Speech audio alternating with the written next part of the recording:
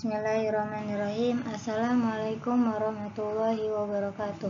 Alhamdulillahirabbil alamin wa bihi nasta'in wa ala umuri dunya waddin. Wassalatu wassalamu ala asyrafil anbiya'i wal mursalin wa ala alihi wa sahbihi ajmain, amma ba'du.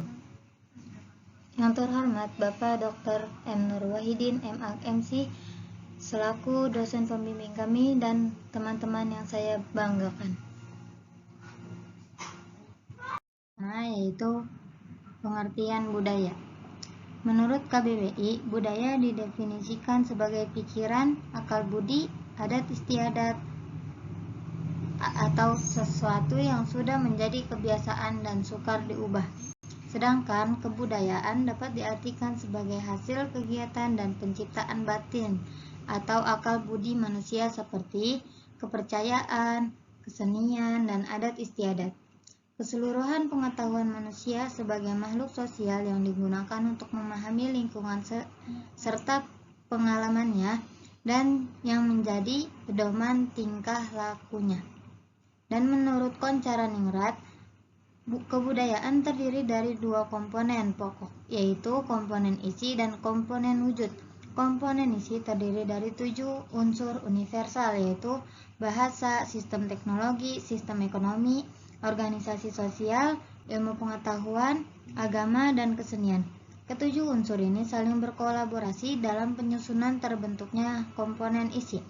Dan adapun komponen wujud dari kebudayaan terdiri atas sistem budaya berupa ide dan gagasan serta sistem sosial berupa tingkah laku dan tindakannya. Secara singkat dapat dijelaskan bahwa komponen wujud terbentuk dari 3 aspek, yaitu ide, gagasan, dan tingkah laku. Goodenough menjelaskan bahwa budaya adalah hal-hal yang perlu diketahui dan dipercayai oleh seseorang agar ia dapat bertingkah laku dengan cara yang berterima dalam kelompok masyarakatnya atau dapat beradaptasi dengan lingkungan sekitar.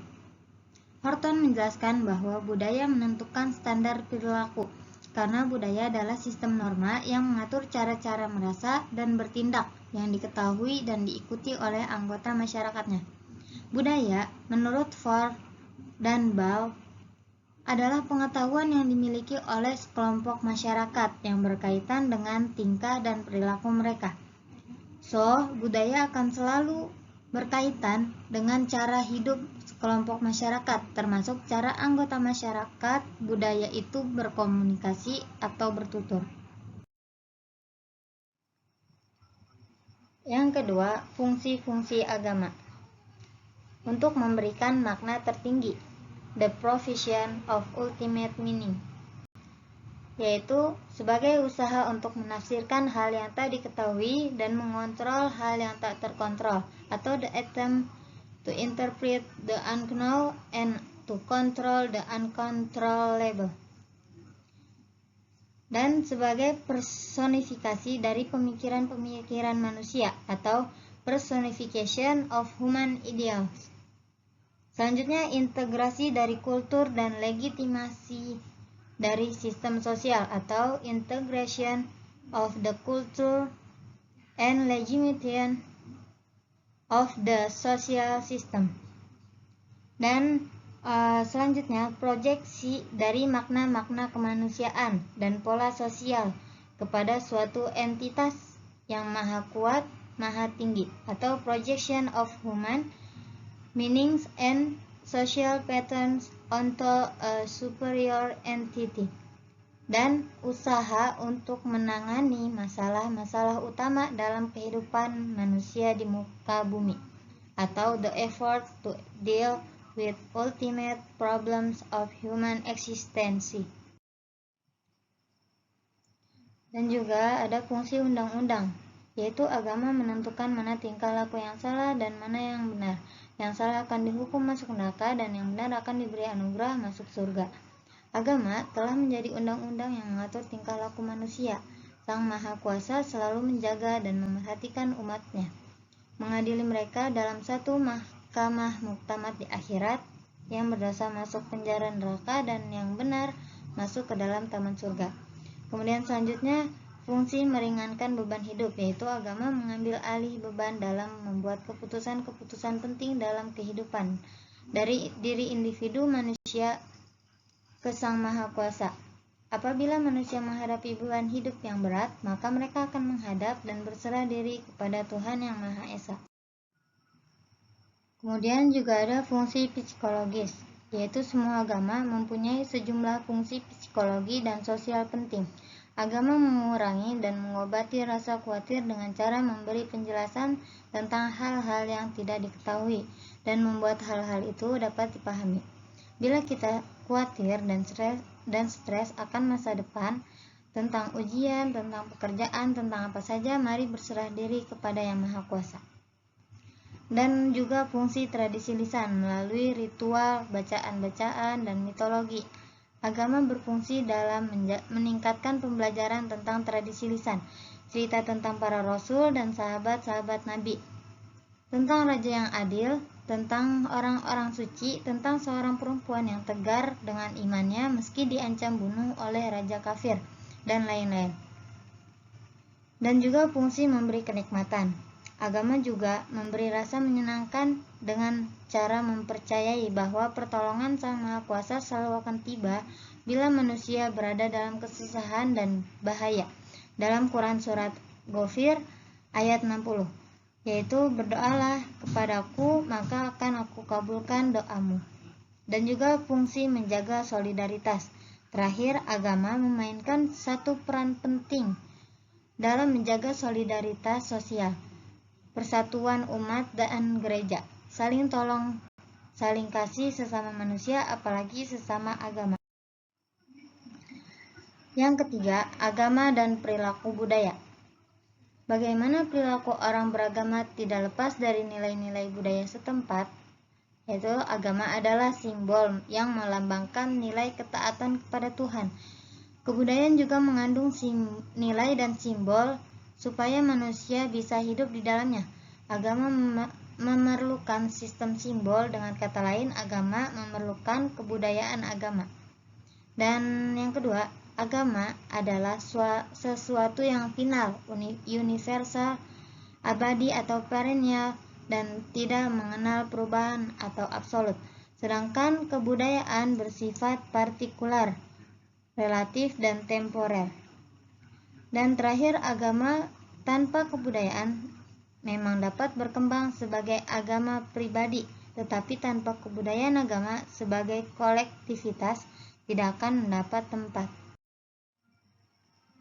Islam merespon budaya lokal, adat atau tradisi dimanapun dan kapanpun, dan membuka diri untuk menerima budaya lokal, adat atau tradisi sepanjang budaya lokal, adat atau tradisi tersebut tidak bertentangan dengan spirit nas Al-Quran dan Sunnah. Contoh kegiatan tahunan yang bernama Nyandran merupakan ungkapan refleksi sosial keagamaan. Hal ini dilakukan dalam rangka menziarahi makam para leluhur.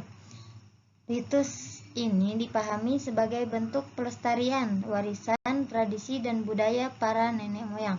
Nyandran dalam tradisi Jawa biasanya dilakukan pada bulan tertentu, seperti menjelang bulan Ramadan, yaitu Sya'ban atau Ruwah. Proses ritus pelaksanaan nyandran adalah 3 hari sebelum menjelang pelaksanaan nyandran. Warga mengadakan nyekar dan tradisi manganan atau kondangan. Nyekar sebagai satu bentuk tradisi ziarah kubur dengan membawa bunga kemudian ditaburkan pada makam yang ditujukan kepada nenek moyang dan arwah leluhur. Ziarah makam satu dari sekian tradisi yang hidup dan berkembang dalam masyarakat Jawa.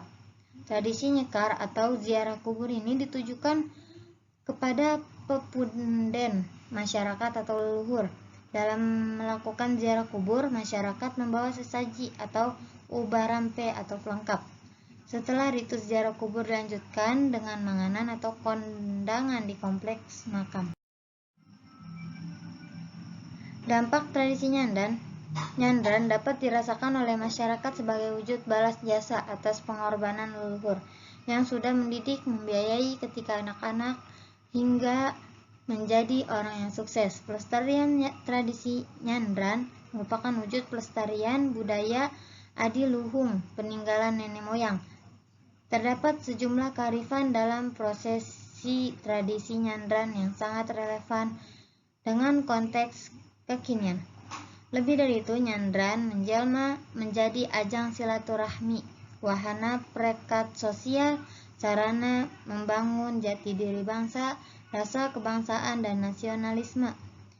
Saat pelaksanaan nyandran, kelompok-kelompok keluarga atau terah tertentu tidak terasa terkotak-kotak dalam status sosial, kelas, agama, golongan, partai politik, dan yang keempat, 3 kategori fungsi adaptasi tradisi. 1.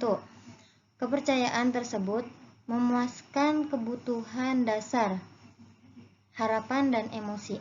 Kemudian kepercayaan pada Tuhan dan kekuatan lain membuat seseorang berharap pada keajaiban ketika menghadapi ancaman kehidupan dan kegagalan.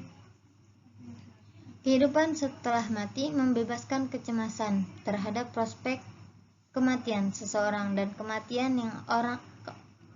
kematian orang yang dicintai.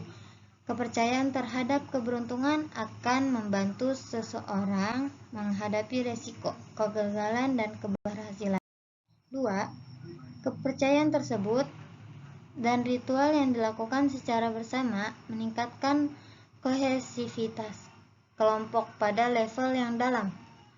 Maka kepercayaan pada Tuhan mengikat pada pengikutnya pada mistik dan identitas umum, atau dalam kurung kita anak Tuhan. Yang ketiga, kepercayaan tersebut meningkatkan pemahaman yang tidak jelas individu dan pengalaman hidup yang problematik dengan memberi penjelasan kerangka evaluasi dan atribusi sebab agama dan budaya adalah aspek dalam kehidupan manusia yang membentuk perilaku manusia tersebut. Meskipun budaya adalah hasil dari konstruksi kognitif manusia itu sendiri, agama dan budaya sangat besar pengaruhnya pada manusia. Perbedaan perilaku dan bias penilaian karena berbagai bentuk agama dan budaya dapat membuat pada diri kita masing-masing untuk lebih toleran pada orang lain. Diharapkan juga akan menurunkan konflik interpersonal. Dan perbedaan agama dan kebudayaan adalah hal yang akan terus ada karena memang itu keterbatasan manusia dalam menilai dunianya. Tetapi yang perlu diantisipasi adalah bagaimana perbedaan itu bermanfaat, menjadikan perbedaan itu berjalan bersama untuk kesejahteraan bersama. Baik, cukup sekian pembahasan dari saya, kurang lebihnya mohon maaf. Bila ada salah mohon dimaafkan. Wabillahi taufiq wal hidayah, waridha wal inayah. Wassalamualaikum warahmatullahi wabarakatuh.